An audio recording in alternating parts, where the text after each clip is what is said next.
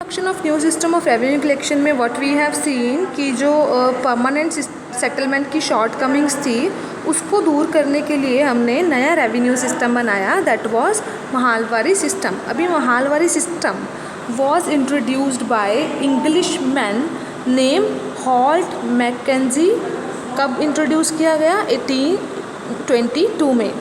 He wanted to preserve the land centric village community of north eastern India. वो चाहता था जो north and eastern India का वो है लैंड है वो प्रिजर्व रहे।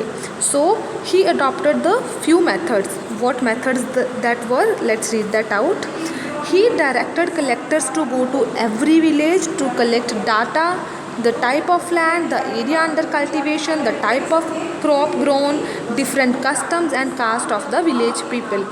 उस इंसान ने क्या किया, उसने जितने भी कलेक्टर्स थे उनको विलेजेस में भेजना शुरू कर दिया कि आप क्या करके लाओ, डाटा कलेक्ट करके लाओ कि वहाँ का लैंड कैसा है, कितना लैंड उनका कल्टीवेशन के लिए काम आता है, कौन सी क्रॉप वो ग्रो करते हैं, कौन से कस्टम्स वो अपनाते हैं और उन विलेज के पीपल की कास्ट क्या है। This duty he has given to collectors. Next है group of village was considered as a महल। ग्रुप ऑफ विलेजेस को क्या कहना शुरू कर दिया? महल। Each plot within a village was added up to calculate the payable revenue of each महल। ईच महल का इन्होंने प्रॉपर एक पेएबल रेवेन्यू सेट कर दिया। The revenue was not fixed, और वो जो रेवेन्यू सेट किया था, टैक्स सेट किया था, that was not fixed, could be reviewed periodically. उसको टाइम टू टाइम वो रिव्यू करते रहेंगे। नेक्स्ट है the village headman were invested with the responsibility of collecting revenue instead of जमींदार। जो विलेज का हेडमैन है उसको ये responsibility the that he will collect revenue instead of the जमींदार। यस, अभी हमने देखा नॉर्थ ईस्टर्न में कौन सा सिस्टम को इंट्रोड्यूस किया गया परमानेंट सेटलमेंट के बाद? The Mahalwari system. The Munro system और द रियोतवाड़ी सिस्टम ये कहाँ का था? साउथ वेस्टर्न इंडिया का। इसमें क्या लिखा है कि जो ब्रिटिश थे they adopted a new land revenue system in south और south western India. Britishers felt that in south part there are no such zamindars who are having a big lands, so zamindari system would not work here, it will upset the whole mechanism. So what they did, they introduced new system that is known as Rayotwadi system. It was first tried by whom? Captain Alexander Read. कौन से area पे? Deccan and Malabar. After they were annexed from Tipu Sultan, जब उन्होंने ये area Tipu Sultan से कब्जा कर लिया था। It was gradually developed and spread over entire south India. This system finally develop किया गया और स्प्रेड किया गया पूरे साउथ इंडिया में बाय थॉमस मुनरो। अगर आपसे पूछेंगे रियोतवाड़ी सिस्टम ट्राई किसने किया था, that answer would be captain Alexander. अगर आपसे पूछेंगे developed and spread by whom, then it answer will be Thomas Munro. Both Red and Munro felt since there were no zamindars in this region, settlement had to be done directly with the cultivators. उन्होंने सोचा कि यहाँ ऐसा कोई ज़मींदार तो है नहीं, तो हमें किनके साथ सेटलमेंट बिठानी होगी? कल्टिवेटर्स, जिनको क्या बोला गया? रियोट्स। ठीक है। So what they did, they took some steps. जैसे हमने मालवारी सिस्टम में पढ़े थे कि उन्होंने क्या क्या स्टेप्स उठाए, वैसे ही इस सिस्टम को सेट करने के लिए क्या क्या स्टेप्स थे। Cultivators were made the owner of land. जो कल्टिवेट कर रहे थे लैंड को, उन्हीं को उन्होंने क्या बना दिया? ऑनर बना दिया, और उनको रिस्पॉन्सिबिलिटी दे दी कि that you will pay land revenue to the company.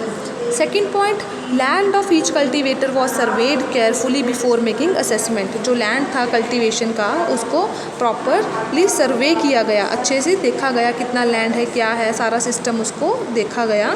Third, land revenue was not fixed but was subjected to revision after 20 to 30 years.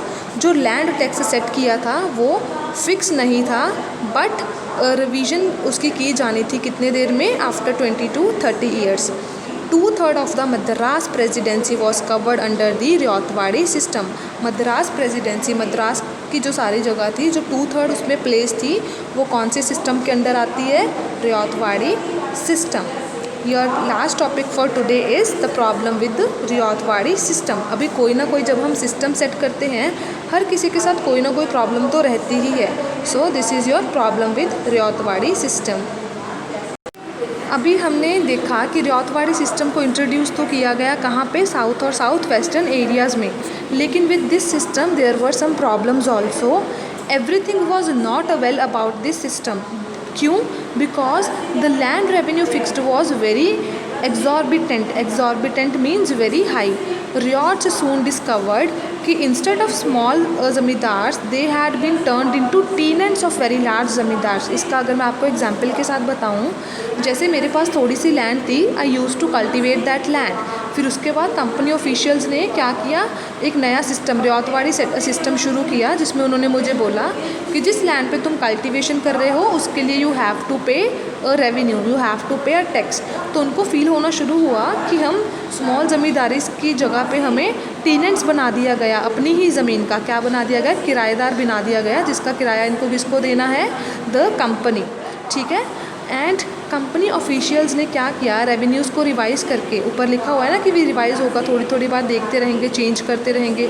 उस चीज़ ने एक्स्ट्रा बर्डन डाल दिया पीजेंट्स के ऊपर, फार्मर्स के ऊपर एक्स्ट्रा बर्डन आ गया. मोस्ट ऑफ द टाइम क्या होता, पीजेंट फेल हो जाते टैक्स को पे करने में. सो इसी वजह से कुछ जो रियॉट्स थे, फार्मर्स थे, वो फ्लड है मतलब भाग गए या छोड़ के चले गए कंट्री साइड को. इसी तरीके से काफ़ी जो विलेज थे वो डेजर्टेड बन गए, मतलब विलेजेस के विलेज खाली हो गए और वो वहाँ पे क्या एक तरह से डेजर्ट्स बन गए. Company official hoped that under the new system peasant would become rich, this would ensure a regular flow of revenue, but this did not happen.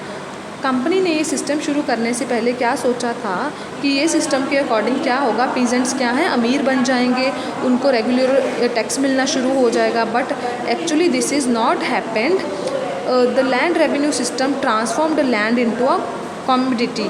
उसको क्या खरीद के बाद में बेचना ही पड़ा.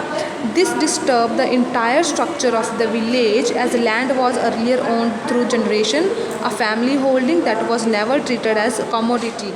इस चीज़ ने सारा जो विलेज का सिस्टम था उसको हिला के रख दिया, जिसकी वजह से जो फैमिली जनरेशन्स यूज़ करती आ रही थी लैंड को, उसको कॉमोडिटी बना के रख दिया, जिसको फाइनली उनको बेचना ही पड़ा. So this was your last topic of today. I hope you must have understood it. Thank you.